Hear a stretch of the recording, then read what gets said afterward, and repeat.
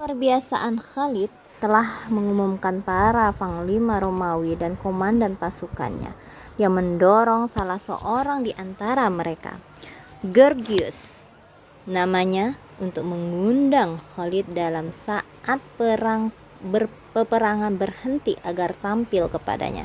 Jadi Gorgias itu ingin melihat langsung, berhadapan langsung dengan si Khalid. Dikala keduanya bertemu, ya, dia bercakap-cakap mereka berdua ini. Tuan Khalid, jujurlah Anda kepadaku, jangan berbohong. Sebab orang merdeka tidak pernah berbohong. Kata yang si Gorgias tadi, apakah Allah telah menurunkan sebilah pedang kepada Nabi Anda dari langit? Lalu pedang itu diberikan kepada Anda, hingga setiap Anda hunuskan kepada siapapun, pedang tersebut pasti membinasai. Ini orang musuhnya yang ngomong, Panglima Romawi. Jawab Khalid, oh tidak. Orang itu bertanya lagi, mengapa Anda dinamai pedang Allah? Khalid menjawab, sungguh Allah telah mengutus Rasulnya kepada kami. Sebagian kami ada yang membenarkannya, dan sebagian pula ada yang mendustakannya. Aku dulunya termasuk orang yang mendustakan Rasul, sehingga akhirnya Allah menjadikan hati kami menerima Islam dan memberi petunjuk kepada kami melalui Rasulnya. Lalu kami berjanji setia kepada beliau. Kemudian Rasul mendoakanku dan beliau berkata kepadaku, engkau adalah pedang Allah di antara sekian banyak pedang-pedangnya. Demikianlah, maka aku diberi nama pedang Allah. Kepada apa Anda sekalian diserunya? Kepada mentauhidkan Allah dan kepada Islam. Apakah orang yang masuk Islam sekarang akan mendapat pahala dan ganjaran seperti Anda juga? Memang, bahkan lebih. Jadi ditanya lagi, oh jadi apa sih yang kalian serukan itu? Kami cuma menyerukan untuk mentauhidkan, mengesahkan Allah dan kepada Islam. Yang kedua, apa yang didapatkan oleh orang yang sudah berislam itu selain pahala? Banyak, bahkan lebih katanya. Bisa jadi dapat, padahal Anda sudah lebih dulu memasukinya. Karena sesungguhnya kami telah hidup bersama Rasulullah. Ini jawabannya ya, jawaban Khalid. Kami telah hidup bersama Rasulullah. Kami telah melihat kerasulan, tanda kerasulan dan mujizat. Sewajarnya lah bagi setiap orang yang telah melihat seperti yang kami lihat dan dengar seperti yang kami dengar akan masuk Islam dengan mudah. Ada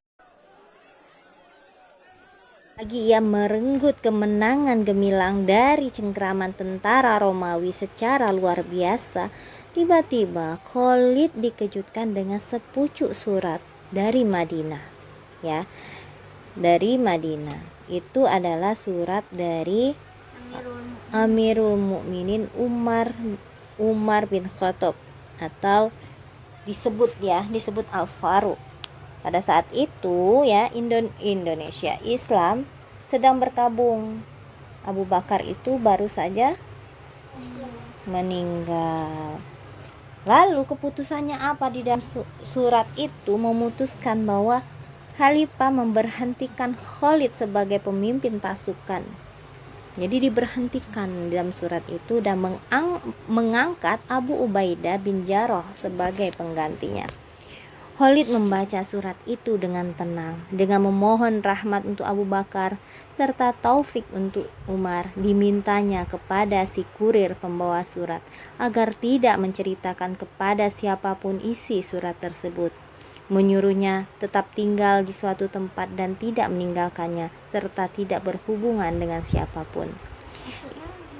Dimintanya kepada si kurir tadi agar tidak menceritakan, bahwa kurir itu tuh tahu bahwa isi surat itu tentang pemberhentian si Khalid sebagai panglima, tetapi jangan sampai isi surat tadi diketahui oleh orang banyak, maka dia menyuruh kurir itu jangan bicara dengan jangan ngomong dengan siapapun, yang berhubungan dengan siapapun, dan maksudnya tidak tinggal di tempat yang ramai gitu loh.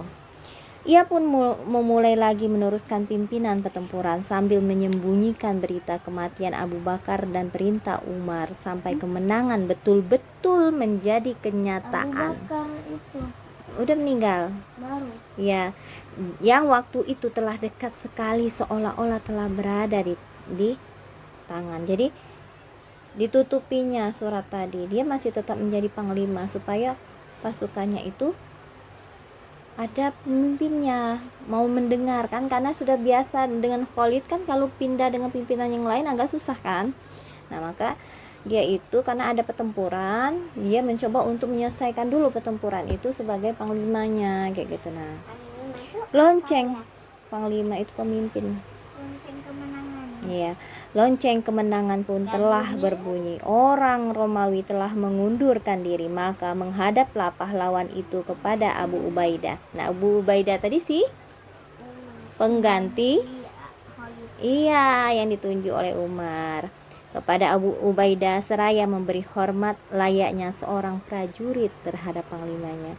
Abu Ubaidah mula-mula hanya menyangka sebagai olok-olok dari seorang panglima yang telah mewujudkan kemenangan yang tak terduga-duga.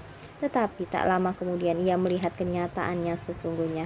Lalu diciumnya Khalid di antara kedua matanya dan memuji kebesaran jiwa dan akhlaknya. Di sini ciumnya keningnya. Karena dia merasa hormat kayak gitu dengan Khalid. Ada lagi riwayat dalam sejarah yang mengatakan bahwa surat yang dikirimkan oleh Amirul Mukminin Umar tadi ditunjukkan kepada Abu Ubaidah, ya. Berita itu disimpan saja oleh Abu Ubaidah terhadap Khalid sampai perang berakhir. Ada yang ngomong kayak gitu. Jadi sebenarnya surat itu, Abu Ubaidah, kamu yang akan menggantikan Khalid nih. Tapi Abu Ubaidah tahu karena Khalid dalam kondisi perang, jadi tidak disampaikan kepada Khalid kayak gitu sampai perang itu berakhir. Nah, setelah perang itu berakhir baru disampainya. Tapi kan Khalid yang dapat. Iya.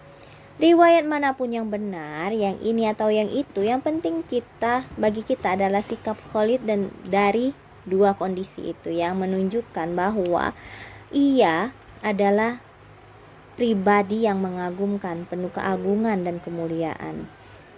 Dan tak satu pun dalam seluruh kehidupan Khalid suatu kejadian yang menjelaskan keikhlasannya yang mendalam dan kejujuran yang penuh melebihi apa yang ditujukan pada peristiwa ini. Itu untuk menghormati saja, bukan cium-ciuman. Beda. Gitu aja. Ya. Sama saja baginya, apakah jadi panglima atau jadi prajurit biasa, sesungguhnya menjadi pimpinan seperti halnya prajurit masing-masing membawa kewajiban yang harus ditunaikan terhadap Allah yang ia imani, terhadap Rasul yang ia janjikan setia, terhadap agama yang telah dipeluknya, yang ia bernaung di bawah panji-panji Islam.